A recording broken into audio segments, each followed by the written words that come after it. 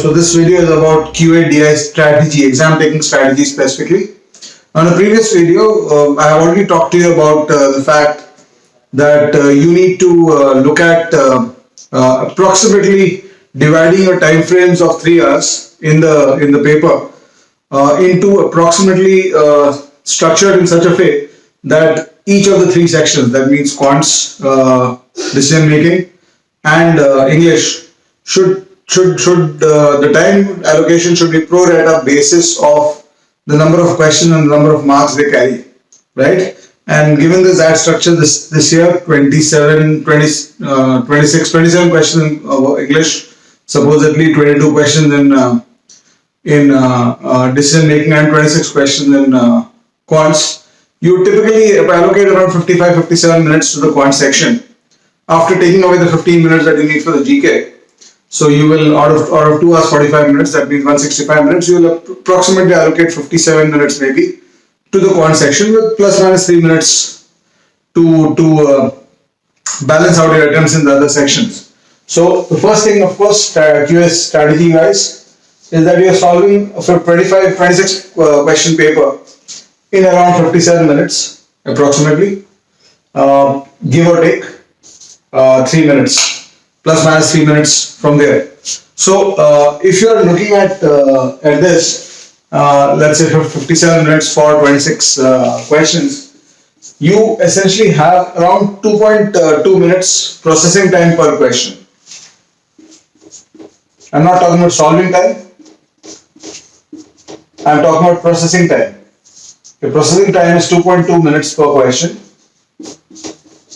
And if your processing time is 2.2 minutes per question, your target solving will depend on what you are trying to achieve in the section. So that could be different numbers based on how many questions you are looking at solving, and based on whether the quant section itself for you is a aggressive section or a defensive section. Are you trying to defend your scores through quants? Are you trying to defend your position, or are you trying to attack and gain position over your competition in a quant section? So typically, the scores that will do well in the XAT for you will be very similar to what the CAT scores are, because the XAT exam is almost in a lot of ways a replica of the quality and the standard of the CAT exam. So as we know, a net score of 40% in the CAT, a net score of 45 to 45% in the CAT is something that will do very well for you. XAT is very similar. You will need to do a net score of 40-45% if you can get there. So that means out of 75 marks, if you can get to something like 30, 32 and upwards, you are in business. So 45% in the CAT 18, for example, this year would be around 97, 98 percentile. Last year it was around 95, 96 percentile. So if you're hitting 30, 32, you can expect yourself hitting overall. You can expect yourself to be hitting around 95-96 percentile, and the closer you get to 40, the higher your percentile will be, which means that quants can have two strategies. One strategy could be that you are completely defensive. You are very defensive in quants, so you are just trying to do 10 to 12 questions. So your target is around 10 to 12 marks. That's one strategy possible, maybe 10. The defensive strategy is that you are doing 12 to 13. You're trying to do 12 to 13 questions. So I'm talking about attempts here. You do 10 to 12 attempts, 12 to 13 to 14 attempts, and the aggressive or the offensive strategy, if you're good at quants and you want to improve your score through it, the offensive strategy will involve 17 and onwards.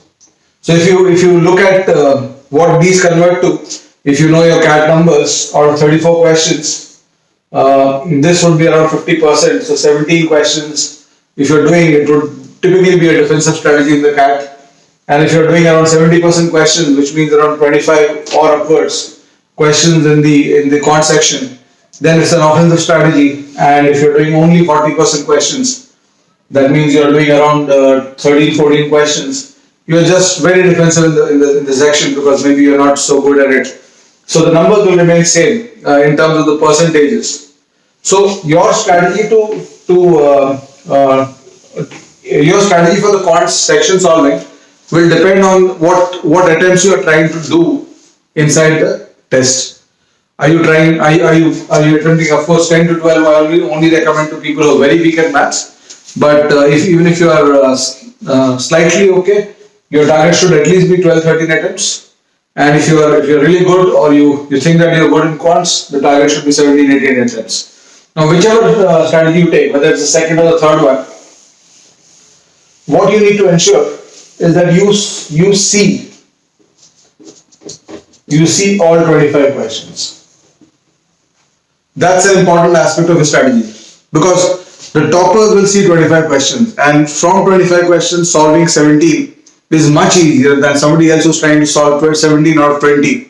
And why this happens is because of this graph.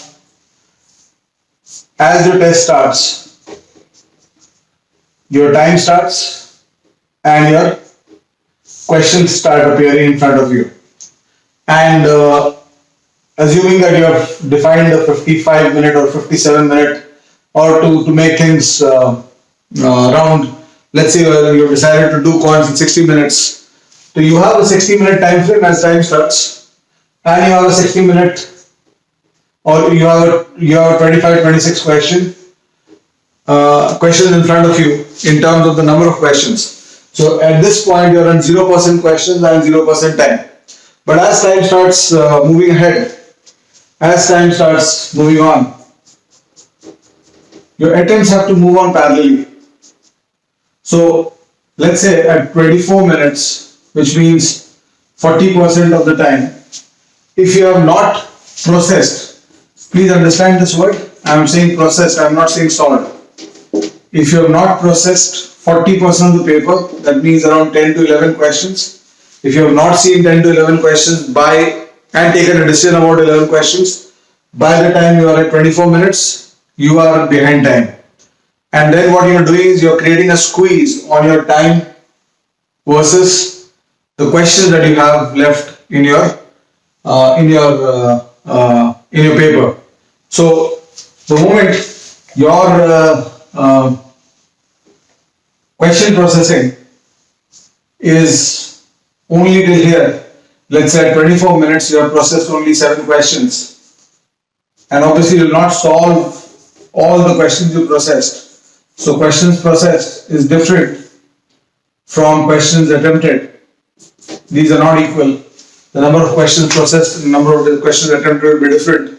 And typically for people who solve 17 plus questions, the question attempted will be around 70% of the questions processed. For the defensive strategy, this question processed, 50% will be the questions solved.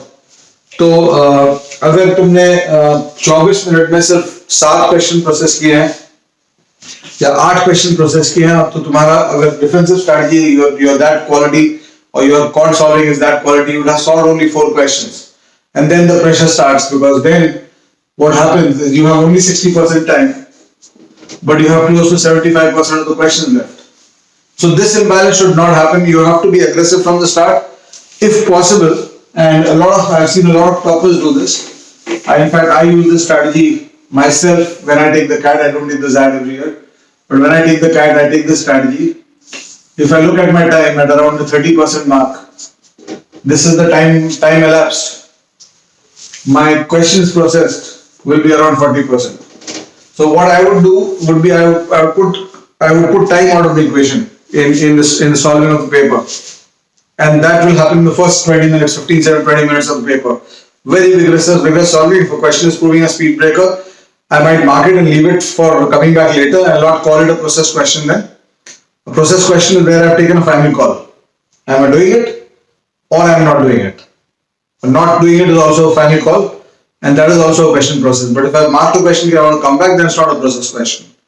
So if I can get to a stage in the exam where at 18-minute point, I have processed, let's say in a 26-minute question paper, I have processed, let's say 12 questions or 11 questions.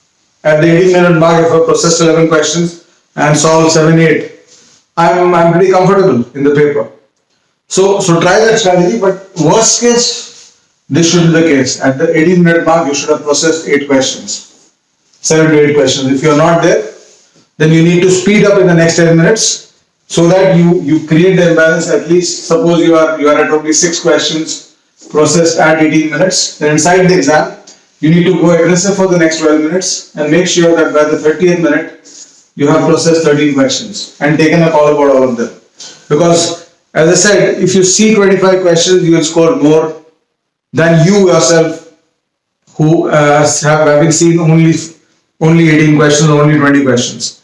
You, with your skills and with your abilities, if you see 25 questions, you will get a higher score than if you see only 20 questions. So the more questions you see and process, the higher your score will be, because the more easier questions you will attract and you will grab and you will put into your kitty. So this is something that you need to understand. Portion wise, of course, the XAT is very similar to the CAT. All the areas which are important for CAT will continue to be important for the XAT. So your quants mein, all the areas you can talk about your number systems, block 1, block 2, 3, the arithmetic part, average, allegation, ratio, proportion, time and work, time, speed, distance, all that part, and then your geometry, your trigonometry, and also your block 5, which is functions, very critical, functions area completely, and block 6, which is permutation, combination, probability. All these areas are going to be critical inside the XAT exam, and your paper will be very similar to the CAT. You'll get a very similar feel, maybe not as tough as the 2018 CAT paper, the quants part at least, maybe one level below that, but that will be a good paper. It will not be a two-step question cakewalk kind of thing. Every third question will be a speed breaker. You will have to think about it, and you will have to apply your mind to it. They'll throw you off your preparation. They'll try to throw you off your preparation by creating new kind of situations which will be built on the same logic, but they will not be something that you would have prepared for or have seen. So you can expect 5-7 questions like that, which will put you out of your comfort zone, and you need to be able to think inside that. And that's why getting the time equation correct is very important inside the paper, because if you have spent 30 minutes and only processed 10 questions, then you will be under so much time pressure that the next question that comes up, you will not be able to think straight inside it. Right? So if you have thought straight for 60 minutes inside the quant section the entire time, you have done well. Right? Because then you have actually managed your time properly, and your mindset or your mind has been on a stable plane. So that's about it from my side. I wish you all the best.